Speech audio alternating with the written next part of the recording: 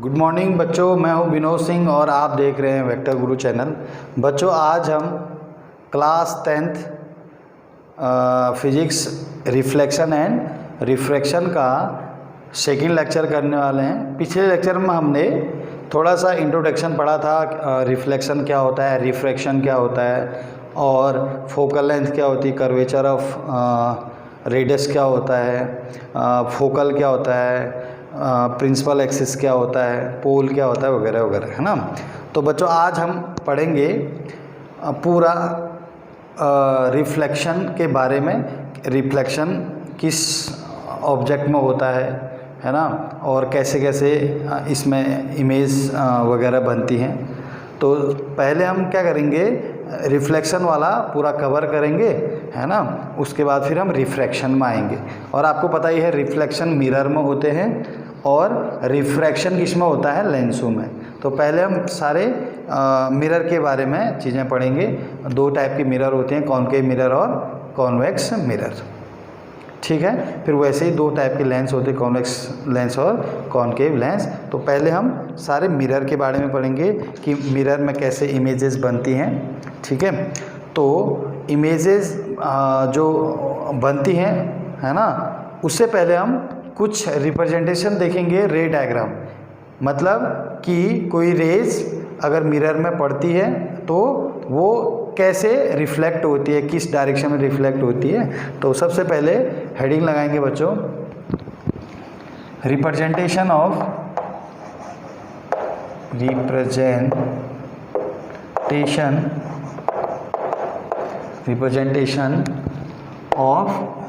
रे डायग्राम।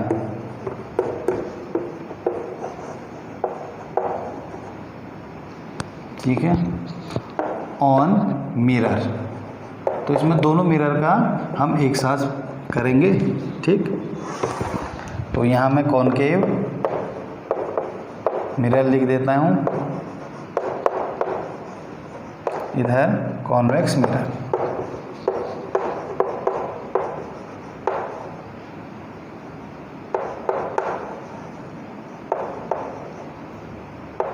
ठीक है बच्चों। अच्छा, दूसरा एक चीज़ याद रखना, कॉनकेव मिरर को कन्वर्जिंग मिरर भी बोलते हैं,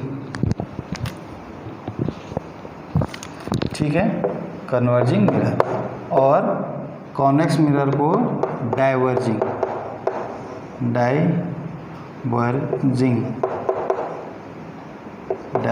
मिरर,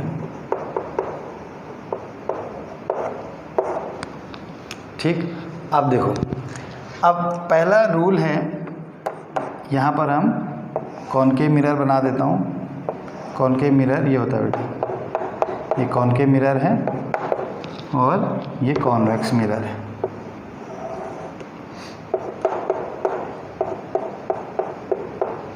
ठीक है। अच्छा, अब क्या होगा, देखो, मिड पॉइंट क्या होता है, मिरर का मिड पॉइंट को पोल बोलते हैं, मिरर के मिड पॉइंट को पोल बोलते हैं, ठीक। अच्छा, अब क्या आएगा, यहाँ पर माना इसका क्या है, सी, सेंटर ऑफ कर्वेचर, और सेंटर ऑफ कर्वेचर और पोल के बीच के पॉइंट को बोलते हैं फोकल। क्या बोलते हैं बेटे, फोकल। और इसको बोलते हैं फोकल लेंथ, जिसको हम किससे दिखाते हैं, स्मॉल एफ से। ये तो पढ़ा है। और इस पूरे को किससे दिखाते हैं बेटे, आर से। ये है रेडियस ऑफ कर्वेचर, मतलब सेंटर ऑफ कर्वेचर और पी के बीच की डिस्टेंस, पोल के बीच की डिस्टेंस। ये सेंटर ऑफ कर्वेचर है, ये पोल है। पोल और सेंटर ऑफ कर्वेचर के बीच की डिस्टेंस को क्या बोलते हैं, radius of curvature, capital R से दिखाते हैं। और सी और पी के मिड पॉइंट को क्या बोलते हैं, फोकल बोलते हैं, या फोकाई भी बोलते हैं। और इस फोकल और पी के बीच की डिस्टेंस को फोकल लेंथ बोलते हैं, इसको स्मॉल एफ से दिखाते हैं। वैसे इधर भी होगा, तो इसका सेंटर कहाँ होगा, ये है सेंटर ऑफ कर्वेचर, ये पूरा आर हो गया, रेडियस ऑफ कर्वेचर। इन दोनों के मिड पॉइंट को फोकल हो गया, और ये वाली डिस्टेंस फोकल लेंथ होगी। जिसको ये समझ में नहीं आ रहा तो पीछे लेक्चर में देख सकता हूँ, वहाँ पर हमने पूरी डिटेल में इसको बताया। तो देखो, इसमें क्या होगा बेटे, और P और C से पास होने वाली लाइन को प्रिंसिपल एक्सिस बोलते हैं। ये पूरा प्रिंसिपल एक्सिस है। The line passing through C and P, दोनों से होते हुए जाना चाहिए, है ना। ऐसा नहीं कि सिर्फ C से जा रहा है, तो सिर्फ C से तो ये भी जाता ही है ना, तो ये प्रिंसिपल एक्सिस नहीं होगा। तो पहला रूल है, अगर कोई लाइन इस प्रिंसिपल एक्सिस के पैरेलल जाएगी, प्रिंसिपल एक्सिस के पैरेलल जाएगी, ठीक, तो क्या होगा, आफ्टर रिफ्लेक्शन ये कहाँ से आएगा, फोकस से होते हुए आ जाएगी वापस, ठीक है। ये पहला रूल है, ठीक। रिफ्लेक्शन पढ़ ले हम, है ना। पूरा रिफ्लेक्शन जब पूरा ख़त्म हो जाएगा, 2-3 लेक्चर लगेंगे, फिर उसके बाद रिफ्लेक्शन पढ़ेंगे, ठीक है ना। तो कोई भी रेज प्रिंसिपल एक्सिस के पैरेलल जाती है तो after reflection it comes through the focal, ये पहला रूल है। कहीं से भी जाएगा, देखो यहाँ से कोई भी, यहाँ से ले जाओ, ये ले जाओ, है ना, तो ये भी फोकल से होते हुए जाएगी क्योंकि ये पैरेलल है। कोई भी ले जाओ, ये ले जाओ, ये पैरेलल है, तो ये फोकल से होते हुए जाएगी, ठीक है। तो कोई भी रेज ये प्रिंसिपल एक्सिस के पैरेलल ले जाओगे तो वो कहाँ से जाएगा, वापस फोकस से या फोकल से होते हुए जाता है। वैसे ही यहाँ पर भी होगा, देखो यहाँ रेज, देखो यहाँ पेंट किया है बेटे, तो ऑब्जेक्ट को इस साइड रखेंगे ना जिस साइड पेंट नहीं है, तो यहाँ पर रखेंगे, माना ऑब्जेक्ट है, तो यहाँ से ये प्रिंसिपल एक्सिस है, यहाँ से पैरेलल जो रेज जाएगी बेटे, है ना, तो आप ये फोकस अंदर तो जाती नहीं है, आपको पता ही है, तो ये ऐसे वापस जाएगी, ठीक है। अगर मैं इसको आगे मिलाऊंगा तो ये कहाँ से होते हुए, ऐसा लगेगा कि फोकस से होते हुए आ रहा है। तो इसमें तो अपीयर, है ना, अपीयर वर्ड यूज़ करेंगे क्योंकि इसमें फोकस से होते हुए जाएगा नहीं, है ना, ठीक है, क्योंकि रेज अंदर जाएगी नहीं, मिरर में अंदर नहीं जाती रेज, लेकिन यहाँ से टकरा के वापस आ जाएगी। तो मैं ये बोलूँगा कि इट अपीयर टू, है ना, it appear comes from the focus, मतलब ये ऐसा लगेगा कि फोकस से होते हुए आ रही है। लेकिन इसमें क्या होगा, इसमें तो ये गया और यहाँ आया, तो ये तो हमें दिख जाएगा ना इस साइड, ठीक है ना। तो इसमें तो हम क्या बोलेंगे, whenever a light rays comes parallel to the principal axis after reflection it pass through the focus. इसमें क्या होगा, whenever any rays goes parallel to the principal axis after reflection it appear comes from the focus, ऐसा लगेगा कि focus से होते हुए आ रहा है, ठीक है। अच्छा, दूसरा रूल है इसमें, दूसरा रूल है, अगर कोई रेज, दूसरा रूल देखेंगे बेटे, ये कॉनकेव मिरर बना दिया फिर, है ना। अब बाकी बार बार नहीं बताऊंगा, सीधे ये प्रिंसिपल एक्सिस है, ये P हो गया, ये C हो गया, ये F हो गया। दूसरा रूल है इसका उल्टा, अगर कोई रेज फोकस से होते हुए आएगी तो आफ्टर रिफ्लेक्शन पैरेलल हो जाएगी। उल्टा, पैरेलल है तो फोकस से आएगा और फोकस से आ रहा तो पैरेलल हो जाएगा। वैसे ही यहाँ पर भी बस यहाँ पर अपीयर वर्ड यूज़ करना है क्योंकि यहाँ जो ओरिजिनल फोकस होता है वहाँ से तो जा नहीं पाएगी, है ना, क्योंकि ओरिजिनल फोकस इसका इधर होगा, क्योंकि ये सेंटर इधर होगा ना बेटे। ये जिस स्फीयर से काट रखा है तो इसका सेंटर ऐसा गोला बनाऊंगा, स्फीयर बनाऊंगा तो सेंटर उधर होगा ना, तो सेंटर उधर, फोकस भी उधर ही होगा, है ना। इसलिए यहाँ क्या बोलेंगे, अगर ये रेज ले जाओ, ये ऐसा लग रहा है कहाँ जा रहा है बेटे, फोकस पे जा रहा है, आगे मिलाओगे तो ये फोकस से होते हुए चले जाएगा, बट वो अंदर जाएगा नहीं, तो ये कहाँ जाएगा, ये पैरेलल वापस आ जाएगा प्रिंसिपल एक्सिस की।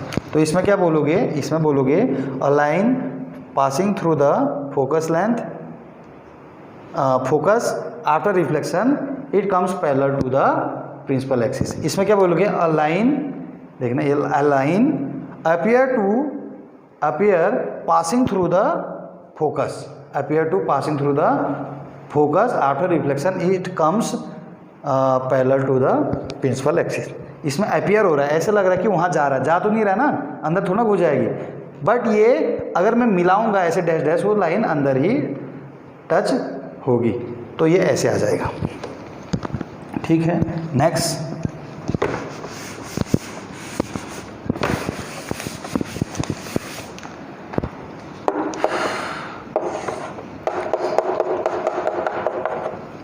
नेक्स्ट है बेटे, ये C है, ये F। अगर कोई लाइन रेज लाइट रेज सी से जाएगा तो ये आफ्टर रिफ्लेक्शन यहाँ से टकराने के बाद सीधे उसी पाथ पे वापस आएगा, है ना। तो इसका मतलब ये 90 डिग्री है ना, क्योंकि 90 डिग्री पे अगर हम कोई चीज़ ऐसे बॉल को 90 सीधे फेंकेंगे तो वो सीधे ऊपर आएगा, टेढ़ा फेंकेंगे तो टेढ़ा जाएगा। तो यहाँ सीधे जा रहा है सीधे वापस आ रहा है, मतलब ये 90 होता है। तो कहने का मतलब है अगर कोई रेज सेंटर ऑफ कर्वेचर से डालेंगे तो मिरर पे 90 का एंगल बनाता है ना। तो क्या हो गया, रूल्स क्या हो गया, अगर कोई rays if any rays passing through the centre of curvature after reflection is comes back in a same path. ठीक, दूसरा इसमें भी क्या होगा, ठीक है, इसमें क्या होगा बेटे, ये F है ये C है, ठीक। तो ये माना C से जा रही कोई, ये इसको आगे मिलाएंगे तो C से ही जाएगा, पर इसमें अपीयर वर्ड यूज़ करेंगे तो ऐसे लगेगा तो ये यहाँ पर टकरा के यहीं से वापस आ जाएगा, यहीं से टकरा के। क्यों, क्योंकि आगे मिला रहे हैं तो C पर जा रहा है, वापस भी उसी पाथ पर आएगा ना। तो क्या बोलेंगे, if any rays coming toward the center of curvature after reflection it appear to comes back in a same path, उसी पाथ पे वापस आते हुआ प्रतीत होगा जो सी की ओर जा रहा था। ठीक है, अब इसमें लास्ट जो रे डायग्राम है वो है आपका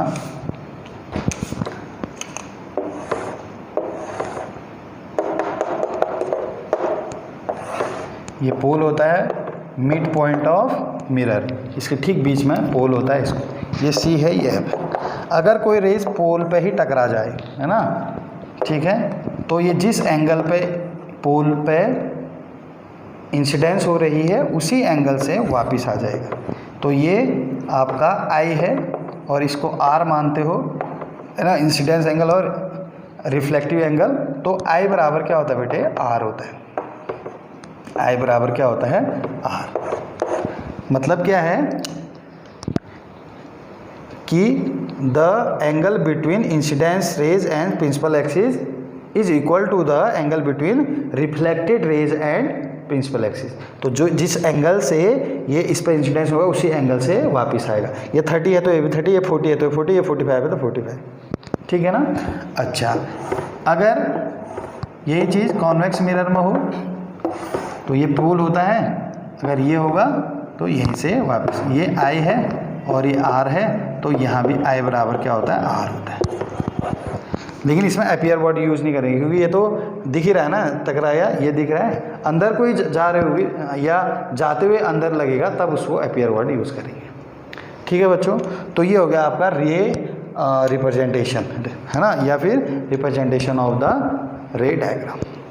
ठीक है बच्चों, अब इसके बाद क्या पढ़ेंगे हम, image formation by concave mirror, फिर उसके बाद कंप्लीट हो जाने के बाद image formation by convex mirror, फिर उससे न्यूमेरिकल रिलेटेड मिरर, फिर हम रिफ्रैक्शन में आएंगे। फिर रिफ्रैक्शन में भी हम लेंसों में ये देखेंगे, कॉनकेव लेंस और कॉन्वेक्स लेंस में पहले यही रेज रिप्रेजेंटेशन देखेंगे, है ना, फिर उसमें फिर इमेज फॉर्मेशन देखेंगे, फिर उसके न्यूमेरिकल। ठीक है, तो इसके बाद हम क्या करेंगे बेटे, इमेज फॉर्मेशन मतलब इमेज कैसे बनती है ना, मतलब इन्फिनिटी पे हो तो कहाँ पे इमेज बनेगी, नेचुरल बनेगी, इन्वर्टेड बनेगी, रियल बनेगी, है ना।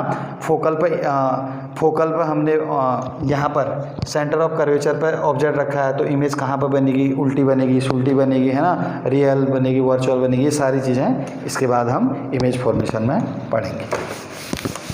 इसको इरेज कर देते हैं।